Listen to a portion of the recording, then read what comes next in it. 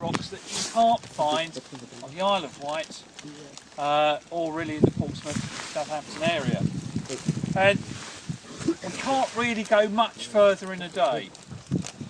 Alright, now this Jurassic coast, it's famous, and this is why it's a heritage site, is because all the rocks in the Jurassic age, so around about 120, 150 to 160 million years ago, something like that, they're all at a very slight angle and they're all dipping that way.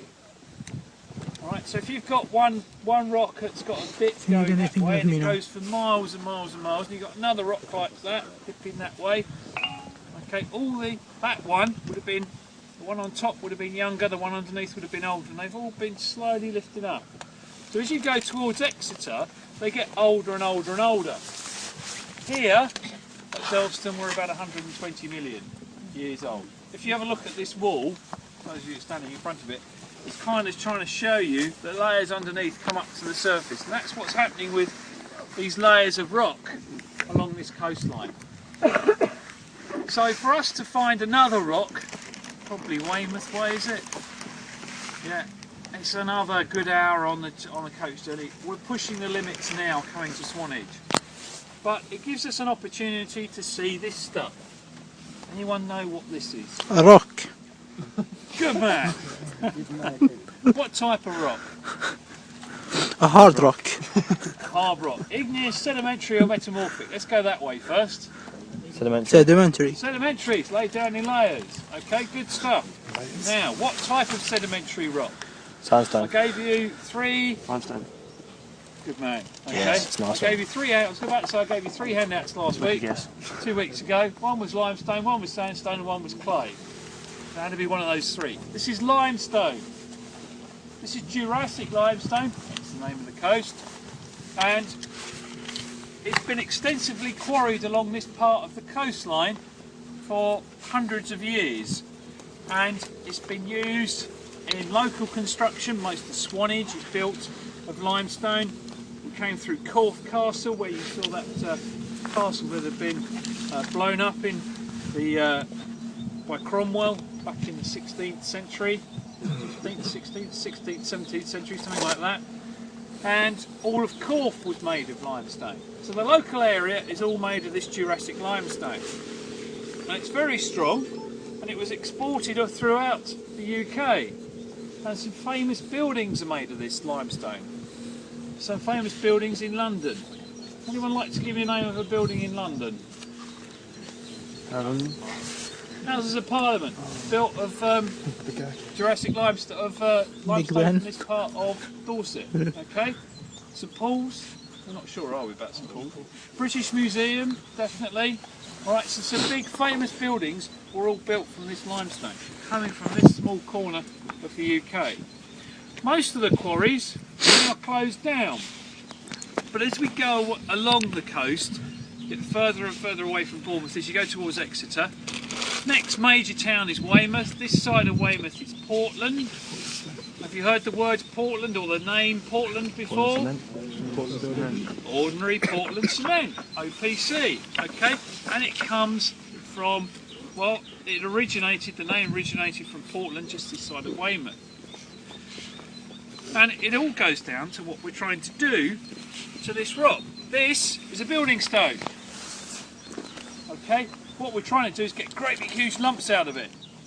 What's going on here is a dry walling centre and trying to get people in and use what's left over from the quarries and show them how to construct dry stone walls. And you can see they can put all different layers and patterns and shapes, or put a chair in, a seating, and just show you, and they can teach people how to make these walls.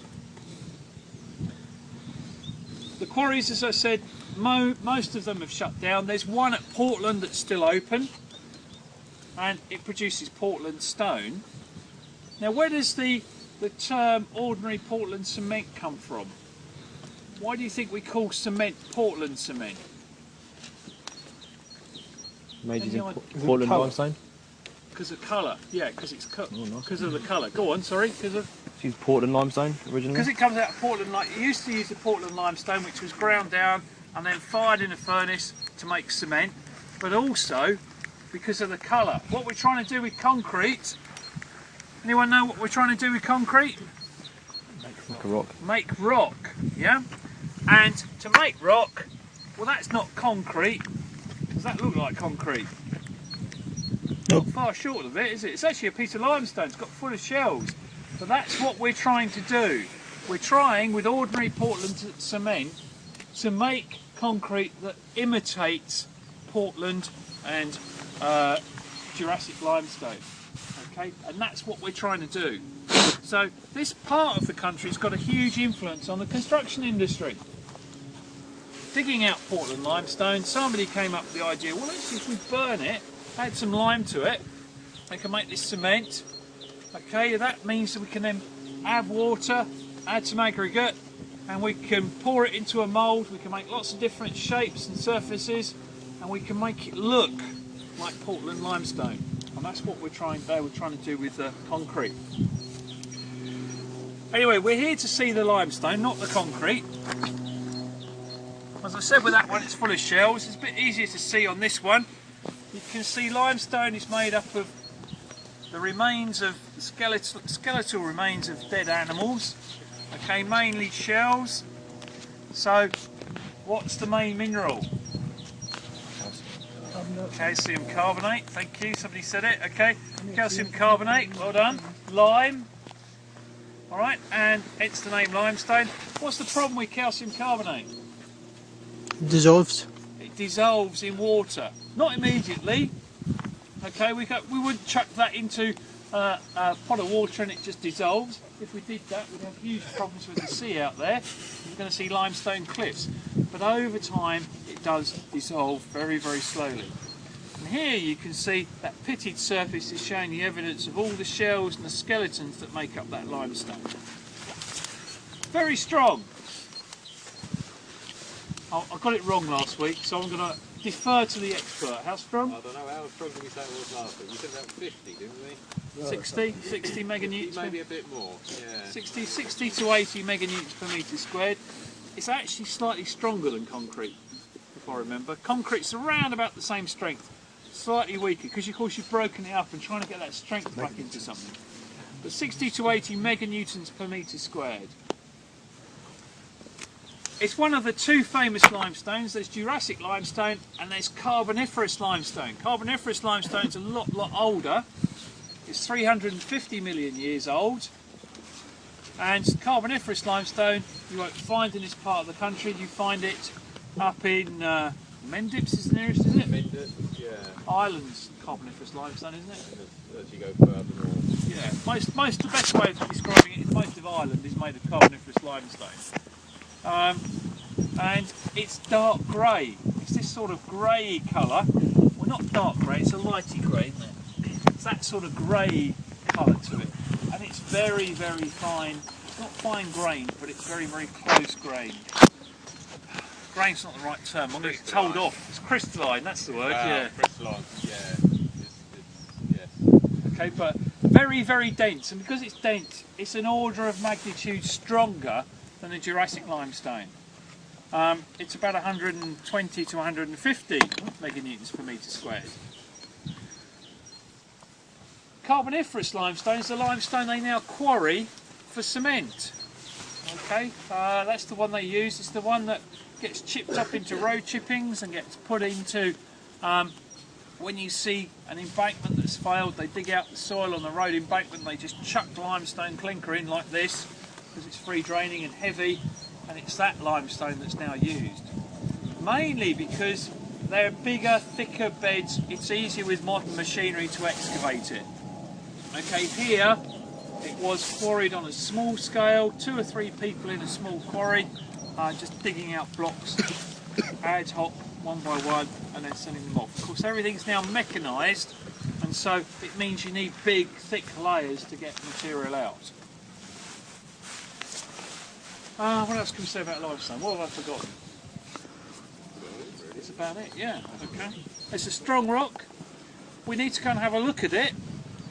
We're seeing it broken up here. This is quarry waste that's being used here. What we want to go and see is the cliffs to actually see what it looks like in its natural process. Oh, one other point.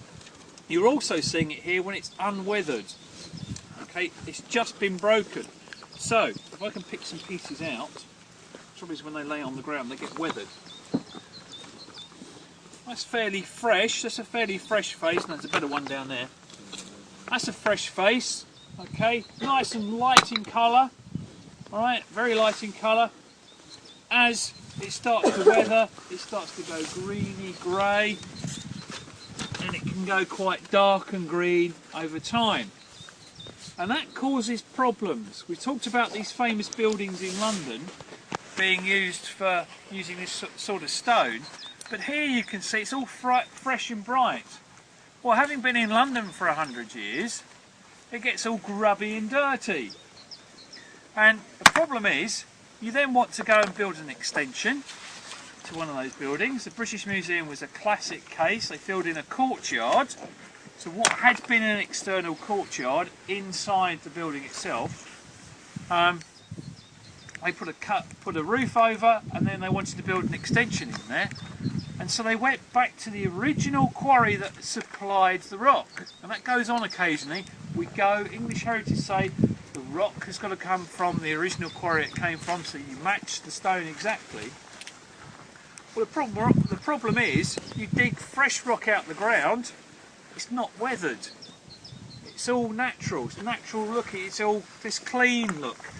And you then go and put it up against something that's been standing up there. It's been weathered in the London atmosphere for 100 odd years. You put that next to it, and there's a big contrast. And it's caused some controversy about whether they should actually be doing that, or should they try and get weathered stone. Well, weathered stone on the scale they were looking at wasn't easy. But where I went to college in London, the university, the building had been patched due to post-Second World War, due to bomb damage in the war. A bomb had gone off just outside the college, and the front face had been pitted by bomb debris, and they just cut out tiny chunks of limestone and stuck them in. And you could see it because they were sticking what was fresh into something that was dirty. Now over time they do weather, but they still weather at different rates and different one's 50 years older than the other. And it does still affect it, and you can still pick them out. So it's a difficult business as to what you do to try and match these up. But in essence, it's come from the same quarry, so it should be the same stuff. I think I've done everything now. Yeah, that's pretty much it. Yeah. Probably just worth mentioning, being a limestone, it is susceptible to acid attack. So going back to the London atmosphere, obviously with all the pollutants up there, or maybe more back in the Victorian times, the rain that was coming down was quite acidic, and that will dissolve this rock and add to that issue of weathering. Okay, right, let's wander on. I'm just going to go down there.